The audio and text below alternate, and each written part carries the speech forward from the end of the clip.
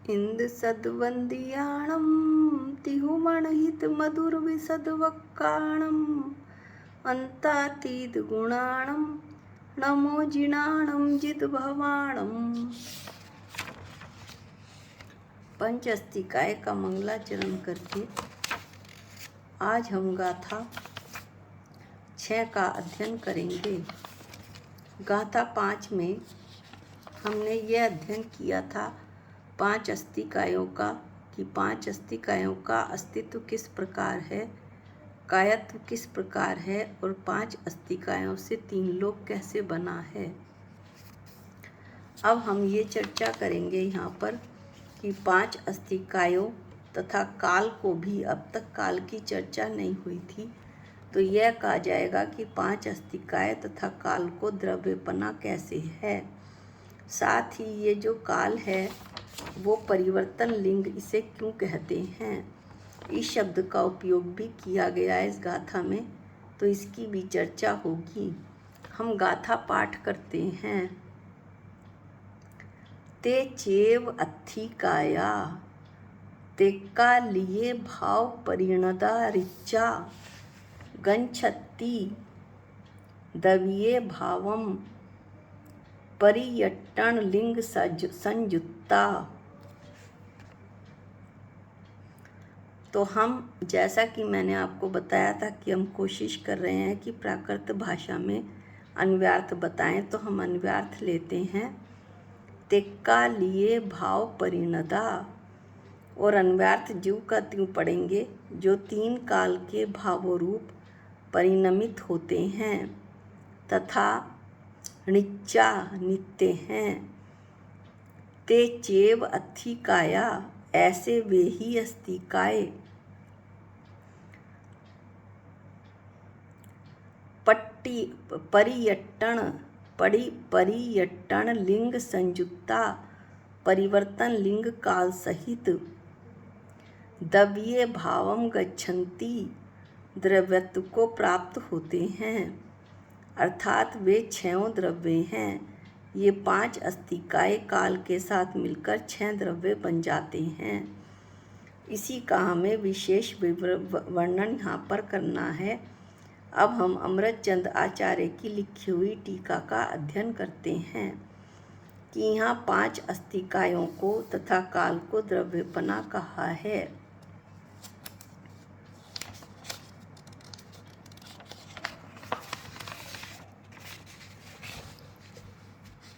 द्रव्य वास्तव में क्या है? सहभावी गुणों का तथा कर्मभावी पर्यायों को अनन्य रूप से आधारभूत है। इस लाइन का हम विवरण लेते हैं। अनन्य रूप से, अभिन्न रूप से द्रव्य आधार है, और जो सहभावी गुण हैं तथा कर्मभावी पर्याय हैं वो आधेय हैं। यद्यपि द्रव्य आधार है, गुण पर्याय आधेय हैं, तथापि वे जो हैं वे एक दूसरे से अभिन्न हैं, उनमें भेद नहीं है।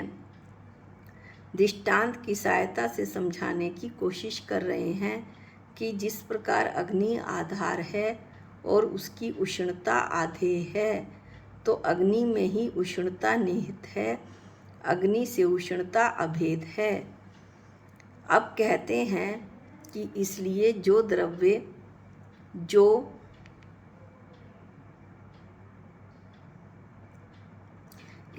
जो वर्त चुके हैं, जो द्रव्य परिणमित हो चुके हैं, वर्त रहे हैं, परिणमन कर रहे हैं और भविष्य में परिणमन करेंगे, उन भावों या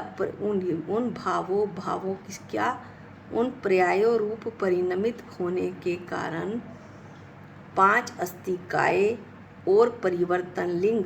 अब परिवर्तन लिंग यहाँ पर शब्द आया है, परिवर्तन लिंग काल, ये 6 द्रव्य हैं।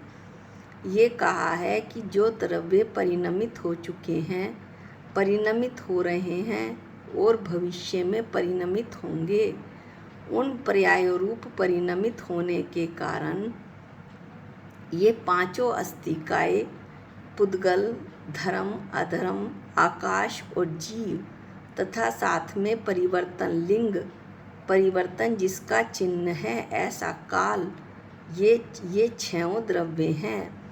अब ये 5 अस्तिकाय को काल से जोड़कर 6 द्रव्य बता रहे हैं। परिवर्तन लिंग का अर्थ सुनिए। पुद्गल, धर्म, अधर्म, आकाश और जीव का परिवर्तन जिसका चिन्ह है, जिसका लिंग है, यानी जो पुद्गल आदि के परिणमन द्वारा जो ज्ञात होता है वह काल है।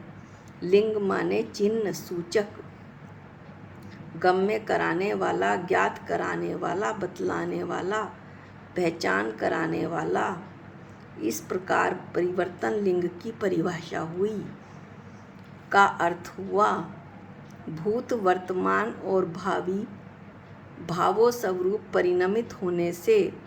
यद्यपि ये जो द्रव्य हैं 6 द्रव्य, आचार्य कह रहे हैं ये भूत, वर्तमान और भावी भावों स्वरूप यानी पर्याय रूप परिणमित हो रहे हैं, परंतु फिर भी ये अनित्य मत मानो इन्हें, ये अनित्य नहीं है। क्यों अनित्य नहीं है? क्योंकि भूत, वर्तमान और भावी जो भाव रूप अवस्थाएं हैं, यानी जो इनकी पर्याय हैं, वे पर्यायों में भी इन पर्यायों में भी परिणमित होते हुए वे प्रतिनियत रहते हैं। प्रतिनियत यानी अपने अपने निश्चित स्वरूप को नहीं छोड़ते, इसलिए वे नित्य ही हैं। उदाहरण के लिए एक बच्चा है छोटा सा, 2.5-3 साल का, उसने ABCD पढ़नी सीखी और बोलनी भी सीखी। अब वो थोड़ा बड़ा हुआ, उसने पोयम सीखी। फिर वो थोड़ा सा बड़ा हुआ तो उसने ऐसे सीख लिया। अब वो थोड़ा सा और बड़ा हुआ तो उसने ये सब लिखना पढ़ना सीखा, साथ ही साथ इंग्लिश कन्वर्सेशन भी करना शुरू कर दिया। तो हम देखते हैं कि बच्चा बड़ा हुआ, जवान हुआ और साथ ही साथ उसका ज्ञान भी, ज्ञान में भी जब वो छोटा था ज्ञान में ही ABC आ रहे थे, ज्ञान गुण में, और ज्ञान गुण में ही वो इंग्लिश में बात भी कर रहा है। इस तरह ये जो ज्ञान गुण है इसकी अवस्थाएं भले ही परिवर्तित हो रही हैं, लेकिन ये अपने स्वरूप को द्रव्य के साथ से नहीं छोड़ रहा है। उस बच्चे के जीव द्रव्य के साथ वो ज्ञान गुण जुड़ा हुआ है, इसीलिए वो आगे आगे इंग्लिश में बढ़ता चला जा रहा है। इसलिए कहा है कि ये 6 द्रव्य नित्य ही हैं। यहाँ जो काल है वो पुद्गल आदि के परिवर्तन का हेतु होने से, काल जो है वो पुद्गल, धर्म, अधर्म, आकाश, जीव के परिवर्तन का साधन है। इनके बिना इनका परिवर्तन, काल के बिना इनका परिवर्तन नहीं हो सकता। पुद्गल आदि के परिवर्तन द्वारा इसकी पर्याय गम्य माने ज्ञात होती हैं।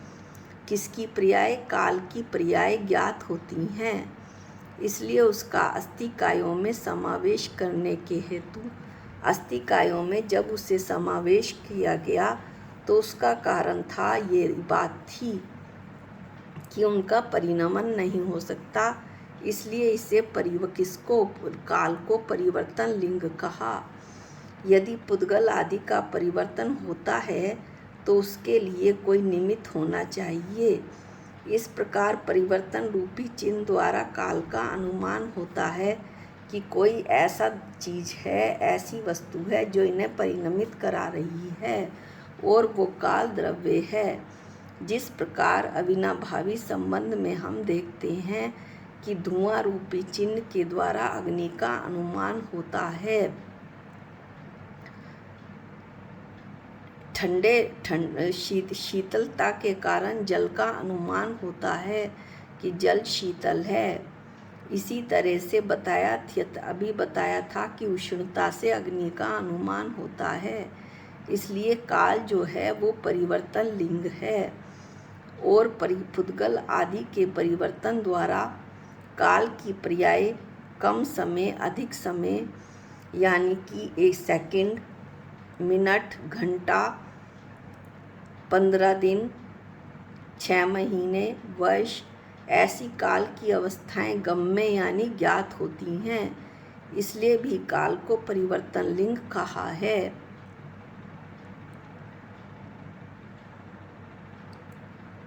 अब ये कह रहे हैं आचार्य कि पुद्गल आदि अस्थिकायों का वर्णन करते हुए उनके परिणमन का वर्णन करना चाहिए, और उनके परिणमन का वर्णन करते हुए इस परिवर्तन में निमित्तभूत कौन है। तो इस परिवर्तन में जो निमित्तभूत है वो पदार्थ है काल, अथवा उस परिवर्तन द्वारा जिनकी पर्याय व्यक्त होती हैं। किनकी? काल की पर्याय। उस पदार्थ का काल का वर्णन करना अनुचित नहीं कहा जा सकता।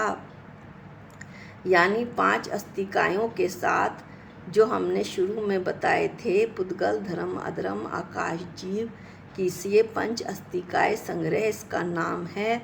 लेकिन साथ ही साथ षट द्रव्य 5 अस्थिकाय संग्रह पहले अधिकार में इसीलिए कहा क्योंकि ये इनके परिणमन में निमित्तभूत है। इस प्रकार 5 अस्थिकाय के वर्णन में काल के वर्णन का समावेश करना किसी भी तरह से अनुचित नहीं है। ऐसा दर्शाने के लिए इस गाथा सूत्र में काल के लिए परिवर्तन लिंग शब्द का उपयोग किया गया है।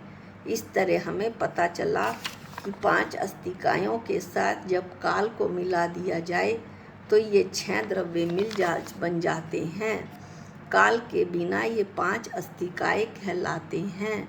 और काल को परिवर्तन लिंग इसलिए कहा क्योंकि यह इनके परिवर्तन का, किनके? 5 अस्थिकायों के परिवर्तन का हेतु है, साधन है। साथ ही साथ इस परिवर्तन द्वारा, पुद्गल आदि के परिवर्तन द्वारा काल की पर्याय भी ज्ञात होती हैं, इसलिए भी काल को परिवर्तन लिंग कहा।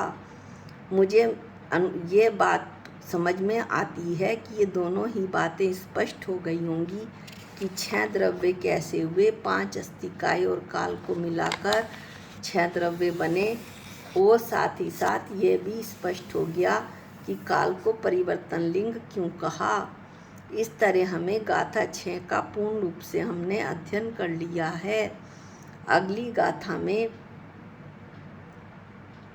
यह बताया जाएगा कि 6 द्रव्यों को परस्पर अत्यंत जो है ये एकम एक होने पर भी ये द्रव्य आपस में एकम एक हैं। पूरे विश्व में 6 द्रव्य भरे हुए हैं।